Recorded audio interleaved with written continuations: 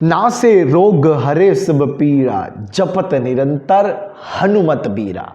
तो गाइज इस हनुमान चालीसा को तो हम रोज पढ़ते होंगे, लेकिन एक बहुत ही मजेदार कहानी बताने जा रहा हूं कि हनुमान चालीसा की उत्पत्ति कैसे हुई। तो गाइज इस कहानी की शुरुआत उस समय से होती है जब हमारे पूरे भारत पर मुगल शासक था। जो तुलसीदास जी थे ना, गोस्वामी तुलसीदास जी, वो राम भक्ति में इतने लीन थे, उन्होंने साक्षात हनुमान जी के दर्शन भी किए थे। यहाँ तक कि राम जी लक्ष्मण जी के दर्शन भी किए उन्होंने, पूरे राम दरबार के। तुलसीदास चंदन घिसे तिलक देत रघुबीर, हमने सुना होगा। तो एक बार की बात थी, तो जब गोस्वामी तुलसीदास जी थे, उनके आए दिन उनके भक्ति के चमत्कार होते रहते थे, जिससे पूरा गांव और कई लोग उनके शिष्य बन चुके थे। अब ये बात जब अकबर के कान पे पहुंची कि यहाँ ऐसा कौन सा संत आ गया जो चमत्कार दिखा रहा है, तुरंत अपने सिपाहियों को भेजा, बोला कि उनको पेश क्यों करो मेरे पास। राजा ने बुलवाया उनको, तुलसीदास जी के पास सब गए सिपाही। उन्होंने बोला भैया आपको अकबर ने बुलाया है। अब तुलसीदास जी ठहरे एक संत, उन्होंने कौन सा राजा और कौन सा सम्राट, मैं किसी अकबर को नहीं जानता, मैं तो बस राम के भजन गाता हूँ, बस राम को ही सुनाता हूँ, मुझे कुछ नहीं पता। अब जब अकबर को ये पता चला कि तुलसीदास जी का ये जवाब था, उन्होंने बोला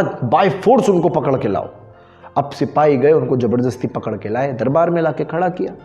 अब दरबार में जब खड़े हैं, तुलसीदास जी हाथ जोड़कर एकदम निर्मल मन जन सो मई पावा, मोय कपट छल छिद्र न भावा। तुलसीदास जी के फेस पर हल्की हल्की मुस्कुराहटें हैं। अब जो अकबर था, अकबर ने बोला कि हमने सुना है कि आप बहुत अच्छे कवि हैं, कुछ पंक्तियां आप हमारे ऊपर बनाइए कि हमने कितनी वीरता का काम किया है, उसके ऊपर कुछ बनाइए। तुलसीदास जी ने सीधे मना कर दिया। तुलसीदास जी ने बोला कि भाई मैं राम का भक्त हूं और सिर्फ राम के ही गुणगान गाता हूं, राम के ही नाम की पंक्तियां लिखता हूं, मुझे कुछ नहीं पता। अब जब अकबर ने ये चीज सुनी कि इन्होंने मना कर दिया, अकबर को गुस्सा है, अकबर ने तुरंत जेल में डाला। उन्होंने बोला अगर तुम्हारे राम है भी ना, भाई तुम्हारी मदद करने आएंगे क्या वो। तब तुलसीदास जी ने हाथ जोड़कर बोला कि उसके लिए तो हमारे हनुमान जी ही पर्याप्त है, हनुमान जी संभाल लेंगे, छोटा मोटा काम है, राम जी को क्यों डिस्टर्ब करे। अब अकबर को और गुस्सा आया, अकबर ने तुरंत पकड़ा, बोला जेल में डालो इस संत को, ऐसी फेंकता है सब, ये चमत्कार कराता नहीं है। अब तुलसीदास जी हंसते हुए जेल में बैठे। अब तुलसीदास जी ने एक कागज के ऊपर चौपाइयां लिखना शुरू कर दिए।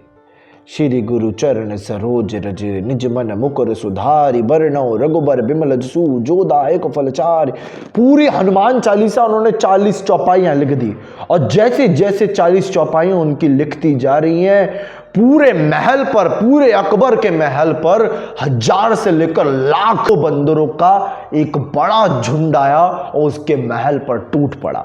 सारे सिपाहियों को मारने लगे वो सारे बंदर, जितने भी बंदर थे सारे लोगों को तहस नहस करने लगे, महल की चीजों को बिगाड़ने लगे, जितने भी सिपाही थे उनको खत्म करने लगे। जो अकबर था उसकी कुर्सी हिलने लगी। अकबर सोचा कि ये क्या हो गया। सिपाही एक दौड़ता हुआ अकबर से बोलता है आपने तुलसीदास जी जो महान संत है उनको अंदर कर दिया, इस वजह से आपके महल पर ऐसा आक्रमण हो गया, लाखों बंदरों का साक्षात बजरंगबली आए हैं, यहां तहस नहस कर देंगे, पूरा झुंड आ गया है इनका।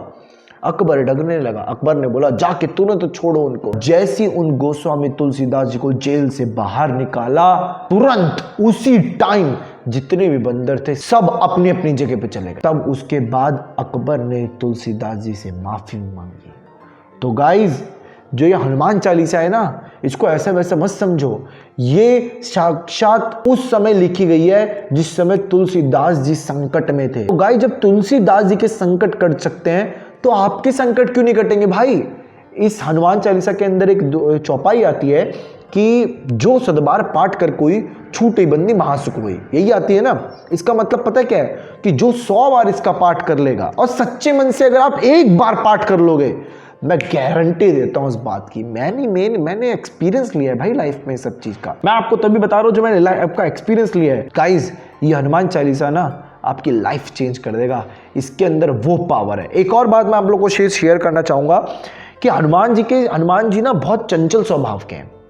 हनुमान जी के सामने अगर कोई, हनुमान जी ना इतने चंचल स्वभाव के, वानर तो हैं, अब इतने चंचल स्वभाव के हैं, वो अपने खेलने कूदने में लगते हैं और राम का जब नाम लेते हैं तो वो सब भूल जाते हैं, उनको कुछ नहीं पता रहता भाई मैं कौन हूं। हनुमान जी इसलिए चंचल स्वभाव के हैं, इसलिए हनुमान जी अपनी शक्तियों को भूल जाते हैं। जब राम का भजन करते हैं वो सब भूल जाते हैं, वो किसी को नहीं याद रखते।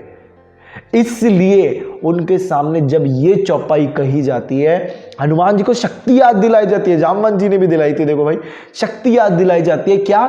कौन सो काज कठिन जग माही, जो नहीं होए तात तुम पाही, यानी भाई कौन सा कार्य ऐसा इस जगत में है जो बजरंगबली आपसे नहीं हो सकता। तब हनुमान जी जब ये चौपाई सुनते हैं ना, आपके जब मूर्ति के सामने आप हनुमान जी के बोलते हो, हनुमान जी के रोंगटे खड़े हो जाते हैं। हनुमान जी तब अपना गदा उठाते हैं, हनुमान जी बोलते हैं भाई मेरे अंदर इतनी शक्ति है, अब इस भक्त के संकट कटने ही कटने। केवल इसलिए कहता हूं this is very powerful book, very powerful lines. और इस एक एक लाइन को जब आप एक सच्चे हृदय से पढ़ेंगे ना, मैं गारंटी देता हूं आपको खुद अंदर से फील होगा कि व्हाट आर यू डूइंग, आप क्या कर रहे हो भाई। आपके अंदर ऐसी एनर्जी आ जाएगी ना कि सब सारी प्रॉब्लम कट जाएंगी।